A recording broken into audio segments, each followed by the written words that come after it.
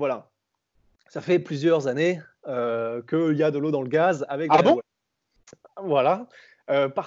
Pourquoi? Parce que ils s'entendent pas en fait. Ils s'entendent pas. John Jones ne fait absolument pas confiance à Dana White.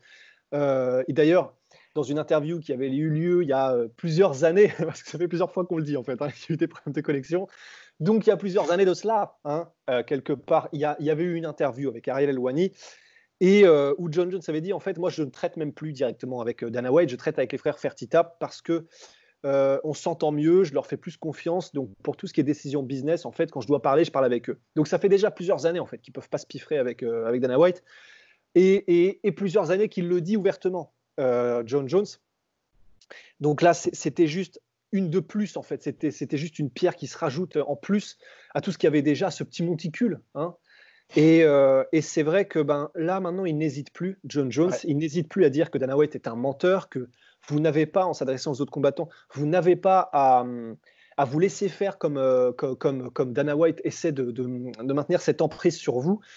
Et lui, d'ailleurs, donc, il veut se donner un peu en exemple en laissant tomber sa ceinture parce que donc, il n'a pas eu l'argent qu'il voulait et qu'il pense qu'il mérite pour affronter Ngannou et dans un combat qui, apparemment, du coup, d'après ce que disait John Jones, il était prêt à vraiment le faire assez tôt. Il était prêt à le faire contre Ngannou directement sans problème. Il fallait juste que l'UFC mette le prix. Et il y a des chances aussi, effectivement, que là, John Jones, il commence un petit peu, entre guillemets, à voir l'heure qui tourne en fait. Il a vu McGregor qui, en l'espace de quelques années, avait réussi à faire probablement 100 fois plus, ou en tout cas, enfin vraiment beaucoup, beaucoup, beaucoup plus que ce que John Jones faisait, alors qu'il est considéré lui-même comme étant le meilleur de tous les temps. Ça a dû lui faire mal un petit peu, effectivement, de se rendre compte que, visiblement, bien sûr, il y a la gestion de l'image que Conor McGregor fait un peu mieux. Et je sais, hein, on va nous dire, il frappe des vieux, c'est clair. Comment dire, il fait des trucs un peu chelous, il prend de la drogue et tout ça. Mais malgré tout, je sais pas, il a réussi à maintenir une image qui fait vendre. Quelle que soit la raison, on ne peut pas nier que McGregor a réussi à maintenir une image qui fait vendre et il l'a toujours améliorée, elle est toujours de plus en plus grosse. Ça ne veut pas dire qu'il fait des choses bien, que ce qu'il fait est éthique, ça veut juste dire il a fait grossir son image d'année en année, de mois en mois, McGregor. Et John Jones, ça n'a pas été le cas. Ça a toujours été un peu en dents de scie. Il a du succès en pay-per-view, même si c'est pas le succès de McGregor, il a quand même du succès en pay-per-view. Mais voilà, il n'est pas autant, c'est pas autant un énorme asset. Il ne vaut pas aux yeux de l'UFC autant qu'un McGregor, mais il veut quand même, parce qu'il a ses compétences martiales et qu'il est considéré comme les meilleurs combattants de tous les temps, il voudrait quand même avoir accès un peu à des sommes qui sont bien plus importantes que ce qu'il a maintenant. Et donc voilà, il y avait les fameux SMS avec Dana White, où apparemment, donc ça c'est Dana White qui dit qu'il a demandé l'argent l'équivalent, disons, en salaire de ce qu'avaient des gars comme Deontay Wilder.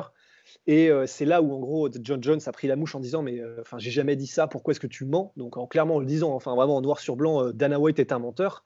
You fucking liar, pour reprendre. Fucking liar. Voilà. Et Promptement. voilà, lui, il a dit qu'il n'avait pas donné de chiffres particuliers. Il n'a même pas dit la moitié de Deontay Wilder. Il a dit ouais, moi je serais déjà content avec la moitié. On n'a pas parlé de chiffres. Donc voilà, c'est un peu la parole, parole contre parole. Mais quoi qu'il en soit, vraiment, il a l'air un peu dégoûté de ces négociations, du fait que l'UFC soit jamais prête effectivement à prendre des risques, ne soit jamais prête à mettre un petit peu plus d'argent, effectivement, quand tu fais quelque chose qui sort de l'ordinaire ou qu'il mérite. Et John Jones a l'air juste d'être gavé, en fait, d'être gavé de constamment devoir se battre pour récupérer des miettes, alors que l'UFC, on le sait, c'est vrai, est un business qui fonctionne extrêmement bien. Et il en a marre, en fait. Il en a marre. Et du coup, voilà, vu qu'effectivement, il a quand même pas mal d'argent normalement sur son compte et qu'il s'en sort bien, il a décidé quand même de faire un geste fort. Et ce geste fort, c'est aller vous faire foutre, je rends ma ceinture, quoi. Donc, Et qui peut se permettre, parce que c'est vrai que de toute façon, financièrement, là pour moi, il est intéressant, on va dire, le pari de John Jones, dans le sens où, dans le pire des cas, si ça ne marche pas, ce qui est très probable, hein, parce qu'on se souvient de JSP qui était parti, enfin, toutes les stars de l'UFC qui partent quand elles reviennent, ça ne veut pas nécessairement dire qu'elles vont gagner plus d'argent. Mais comme il dépend énormément du pay-per-view, où là c'est variable, donc en fonction du nombre d'achats, John Jones, c'est vrai que s'il prend une pause d'un an et qu'il revient contre Blachowicz, qui par exemple aura battu Reyes, ou qu'il revient contre Reyes qui aura battu Blachowicz, tu auras ce côté le champion qui affronte l'ancien champion, la légende, machin. Est-ce qu'il est toujours au top? Est-ce que on peut être quasiment sûr que tu gagnes aller entre 100 et 200 000 achats en pay-per-view en plus? Donc plus d'argent pour John Jones et tu passes d'un combat pour les gens, c'est juste, bon, bah, ok, une énième défense de Satura. Ah, peut-être que ça a changé. Mais pour ça, et c'est là où John Jones fait quand même un petit pari. Financièrement, c'est sûr, il n'y a pas de souci. Je pense que le prochain combat qu'il va faire, il gagnera plus que ses derniers combats. Mais pour ça, pour la suite de sa carrière, il faut qu'il soit au top. Parce que là, il y a les frontalement avec Dana White. Faut, à moins d'être un mec comme Georges Saint-Pierre ou même McGregor, quand il y avait eu les tensions quant à son Ouais. retour où il devait revenir après la défaite de Habib, bah justement, il y avait des tensions. Dana White le disait que justement, ils n'arrivaient pas à se mettre d'accord financièrement. Finalement, il est revenu contre Cerrone en ayant touché, en ayant vraiment tout explosé. Parce que McGregor savait que, il était confiant sportivement, il savait quelle était sa valeur et l'UFC avait besoin de lui.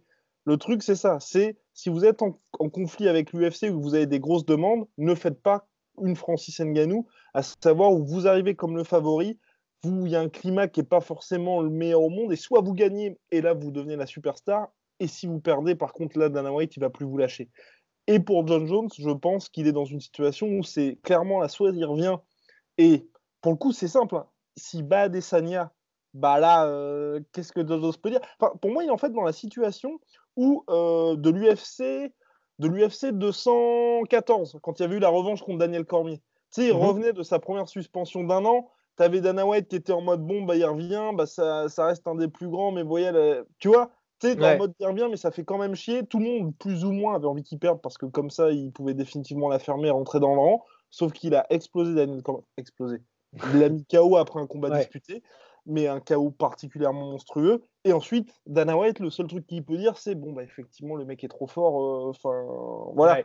Et là, le gars est au sommet. Ça avait duré 2 semaines après qu'il pop avec le Turinabol. Mais voilà, je pense qu'on est dans une situation un peu similaire pour lui.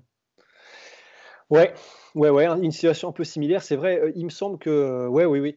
Bah, maintenant, en fait, le problème, c'est que, quels que soient les soucis extra sportifs qu'a John Jones, c'est vrai qu'il y a une frustration parce qu'il se rend compte qu'il peut gagner, en fait, tous les combats qu'il veut, parce que donc il n'a encore jamais perdu. D'accord, c'était serré contre Reyes, mais il n'a encore jamais perdu officiellement. Ouais, complètement. Et malgré le fait qu'il soit sur une série de victoires hallucinantes, c'est vrai qu'il a l'impression qu'il n'est pas respecté plus, en fait. Là, et c'est vrai qu'en réalité, s'il n'avait pas fait cette espèce de coup de gueule, ou en tout cas de coup de pression qui va effectivement probablement changer les choses, bah, il y a des chances que, en gros, voilà, il est continué de se faire traiter de cette manière-là, ou en tout cas de se faire considérer comme de cette manière-là dans les négociations par l'UFC.